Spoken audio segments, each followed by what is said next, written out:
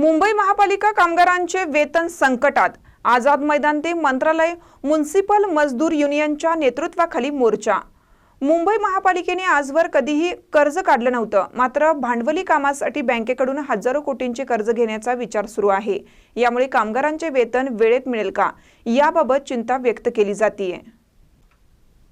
Municipal मजदूर युनियनच्या नेतृत्वाखाली मंगळवारी महापालिका कर्मचाऱ्यांनी आझाद मैदान ते मंत्रालय असा भव्य मोर्चा काढला। कामगारांनी वेतन सुरळीत राहावे, न्यायालयाच्या आदेशानुसार घाणकाम भत्ता द्यावा आणि महापालिका निधीचा गैरवापर थांबवावा अशा मागण्या केल्या। कामगारांच्या भविष्य निर्वाह निधी आणि पेन्शनवर प्रशासन विकासाच्या नावाखाली खर्च करत असल्याचा आरोप करण्यात आला। प्रतिनिधी नसल्याने प्रशासनाची मनमानी सुरू असल्याचं सांगत शासनाने त्वरित दखल न घेतल्यास मोठे आंदोलन छेडण्याचा इशारा देण्यात आला। गेले 2 वर्षापासून आम्ही सतत माननीय त्यावेळेचे माजी मुख्यमंत्री शिंदे साहेब यांच्याशी त्यांच्या बंगल्यावरती चर्चा केली होती की आमच्या सफाई कामगारांना मालकी हक्काची घरे द्यावी। सह्याद्रीवरती 2-3 वेळा मिटिंगा झाल्या, त्यामध्येही आम्ही मागणी केली की आम्हाला मालकी हक्काची घरे मिळाली पाहिजे। कारण असं आहे की ह्या लोकांनी कोरोनामध्ये चांगलं काम केलेलं होतं। कुठंही देशावरती संकट आलं तरी सफाई कामगार धावून जातो आणि या सफाई कामगारांना मालकी हक्काची घरे मिळाली पाहिजे आणि त्याप्रमाणे आमच्या मागण्याचा विचार केला। ज्यावेळी बाबूगणू इमारत 27 सप्टेंबर 2013 साली कोसळली आणि 69 आमचे कामगार मृत्युमुखी पडले, त्यावेळी आमचे कैलासवासी नेते शरदराव यांनी आयुक्तांना विनंती केली की आमच्या ज्या 46 कॉलनी आहेत महापालिका वसाहती सफाई कामगारांच्या, त्या अतिशय वाईट स्थितीमध्ये आहेत, त्या कधीही कोसळू शकतील आणि त्या तुम्ही बांधल्या पाहिजे। आणि त्याला चालना दिल्यानंतर 2015 सालापासून बजेटमध्ये प्रोव्हिजन केली आणि आजच्या घडीला 14,000 घरं ही बांधून मिळत आहेत। पण ती बांधताय सगळे 25 माळ्याचे टॉवर्स आहेत, फक्त राजवाडीचा स्ट्रीट फक्त 4 माळ्याचे आहे, कारण बाजूला नेव्हीची असल्यामुळे जागा आणि ती 25 माळ्याची असल्यामुळे आम्ही मागणी केलेली आहे। महाराष्ट्र शासनाने ज्यावेळी देशमुख सरकार होतं, विलासराव देशमुख सरकार, 2008 साली त्यांनी निर्णय घेतलेला होता की महापालिका आपल्या जमिनीमध्ये जर डेव्हलप करत असेल तर त्याच्यातली डॉक्टर बाबासाहेब आंबेडकर श्रम साफल्य आवास योजनेद्वारे 50% मालकी हक्काची घरं तर 50% ही सर्व्हिस क्वार्टर्स। आज जी 14,000 घरं बांधत आहेत, सिद्धार्थनगर बापटीरोडला 2 टॉवर्समध्ये लोक राहायला गेलेले आहेत। अतिशय प्रगतीपथावरती काम चालू आहे। शीशमलचं काम जोरात चालू आहे।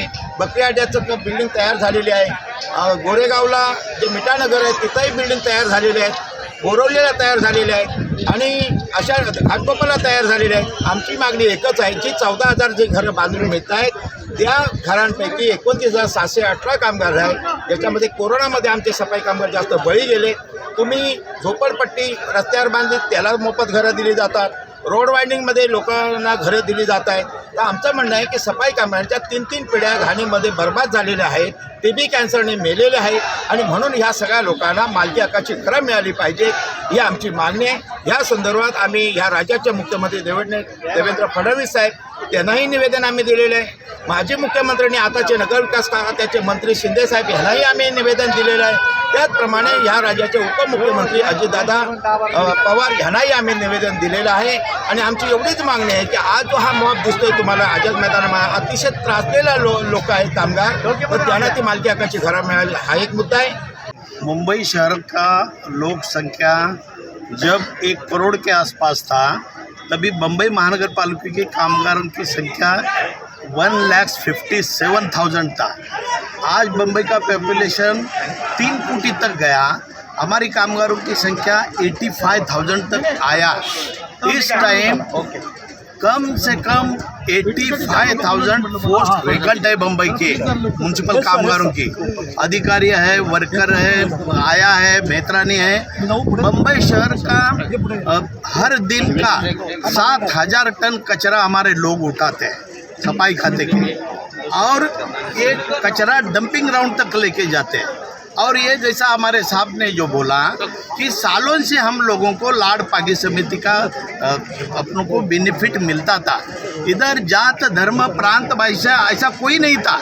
जो सफाई कामगार मजदूर काम करता है उसका एक बच्चे को म्यूनसिपालिटी का अभी तक नौकरी मिलती थी, लेकिन ये नौकरी अभी निकालने का काम किया।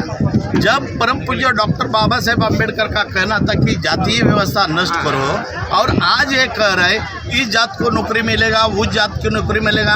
हमारा कहना है जो सफाई खाते में मजदूर काम करता है उसका वारिस को नौकरी मिलना चाहिए। वैसा ही बम्बई शहर में अगर कुछ वैकेंट पोस्ट रहता है, अगर वो नोटिस या जाहिरात निकलती तो लाखों अर्जी आती है और उसमें वो सिलेक्ट करना बहुत मुश्किल है। और इसीलिए तिनैकर साहब ने एक येलो 38 करके सर्कुलर निकाला था। जब कामगार कोई भी खाते का अगर रिटायर होता है तो उसका एक लड़के को नौकरी अभी तक मिलता था, लेकिन अभी वो बंद किया है। और इसलिए ये भी कहना है हमारे कामगारों को एक पाल्य को नौकरी देने का काम करो, ये हमारा कहना है। और इसलिए आज हमारा महानकरी न्यूजसाठी आदी माने, मिरज।